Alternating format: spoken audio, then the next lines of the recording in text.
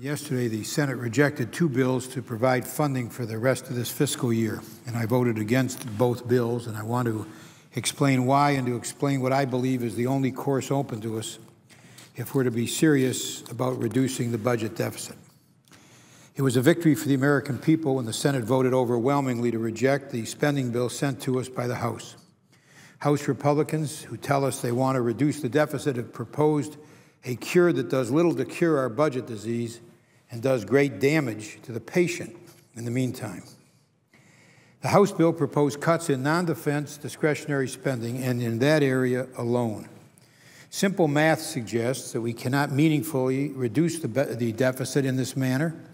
These programs represent less than 15% of the total budget. Not surprisingly, then, the Republican proposal would reduce our projected budget deficit this year by only a token amount. As a matter of fact, it would reduce our budget deficit this year by less than 1%. So the Republican plan fails the test of seriousness about the deficit, but it would have done significant damage to programs that Americans depend on. It would have cut more than $1 billion from Head Start. It would have eliminated early childhood education programs for more than 200,000 American children. It would have cut or eliminated Pell Grants for hundreds of thousands of college students. It would have cut $61 million from the budget request for food inspections, despite the fact that thousands of Americans every year suffer from foodborne illnesses. It would have cut $1 billion from Women's, Infant, and Children's Program, weakening a program that helps poor families put food on the table. It would have cut $180 million from the Securities and Exchange Commission budget and more than $100 million from the Commodities Futures Trading Commission budget. And those are the regulators. Those are the cops that we need on the beat to make sure that we oversee the financial markets that recently devastated our economy. It would have cut nearly $290 million from the Veterans Administration's efforts to provide better service to our veterans. The House budget would have cut $1 billion in funding for community health centers, eliminating primary care for millions of Americans. The proposal of the House of Representatives, which we soundly defeated here yesterday, would have cut $550 million from the National Science Foundation research, another $1 billion plus from Department of Energy research, almost $900 billion from our support for renewable energy sources and energy conservation, and all that would make us even more dependent than we now are on foreign oil. The Republican proposal from the House would have cut $2 billion from clean water programs. It would have put public health at risk and would have cut $250 million from the Great Lakes restoration efforts. $120 million from the President's request would have been cut, and $350 million from the 2010 level from border security efforts.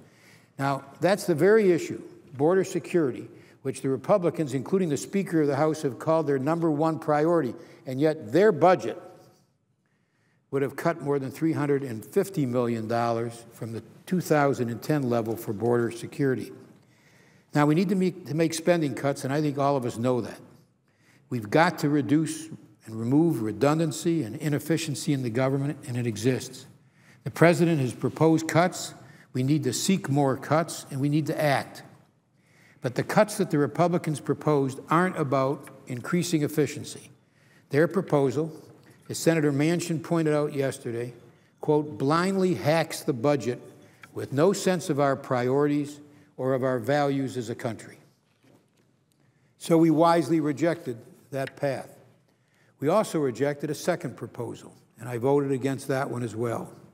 I rejected it because while it avoided the blind hacking at the budget in which the House Republicans engaged, it focused solely on cuts in non-defense discretionary spending. We had two choices yesterday: draconian cuts or more targeted cuts. But, Madam President, those are not the only two choices available to us. We can choose to seriously address our budget deficit by acknowledging that it cannot be significantly reduced until we understand that increased revenue as well as spending cuts is part of the solution. Now, how can we raise additional revenue without slowing the economy? We can end the excessive tax cuts for upper-income taxpayers that President Bush put in place. We can close tax loopholes that not only drain the Treasury, but send American jobs abroad to boot. The cost to the government to continue that upper bracket income tax cut that President Bush was able to obtain is about $30 billion a year. Ending that $30 billion tax cut, which goes to roughly 2% of Americans at the very top, those earning more than $200,000, could allow us to avoid the drastic cuts in important programs that I've mentioned and much more beside. Increasing revenue makes sense not only from a deficit reduction perspective, it is also fair. Those at the top, income-wise, have done very well as a group in recent decades, while incomes for most Americans have stagnated. To be specific, the top 1% of all income earners has more than doubled their share of total U.S. income in the last few decades, from 8.2% in 1980 to 17.7% in 2008. Meanwhile, median household income, the income of the typical American family, is now 5% lower than it was in the late 1990s. To eliminate programs that are critically important to working families while maintaining tax cuts for those whose incomes have soared would be a grave injustice. Now, there's also other revenues that we can look to if we're truly serious about deficit reduction. There are a number of tax loopholes that we can close. For example, we should not continue to give corporations a tax deduction when they send American jobs overseas. We should not allow corporations and wealthy individuals to avoid U.S. taxes by hiding assets and income in offshore tax havens. We should not allow hedge fund managers to earn enormous incomes and yet pay a lower tax rate than their secretaries pay. The American people are looking to us. They are concerned about the size of the deficit and the effect that it might have on future generations.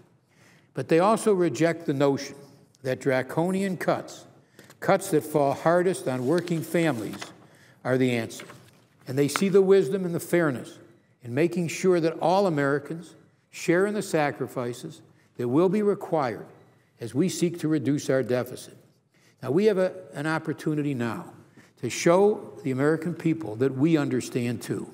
We can craft a plan now that preserves vital programs, that makes prioritized and necessary cuts in spending, but also a plan that recognizes the need for comprehensive approaches that address revenue as well as spending. And in the coming days, Madam President, we need to adopt such a comprehensive approach.